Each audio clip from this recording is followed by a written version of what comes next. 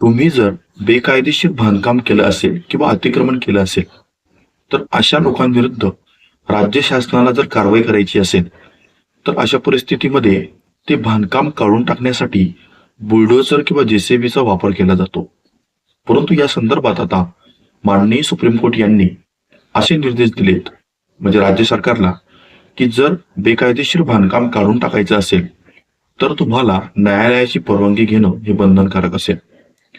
परंतु जर सदरचं बेकायदेशीर बांधकाम हे सार्वजनिक रस्ते, फुटपाथ किंवा रेल्वेच्या अखत्यारीतील असलेल्या जमिनीवर केलं असेल, तर अशा परिस्थितीमध्ये न्यायालयाची कोणत्याही प्रकारची पूर्वपरवानगी घेण्याची कायद्याने गरज नाही.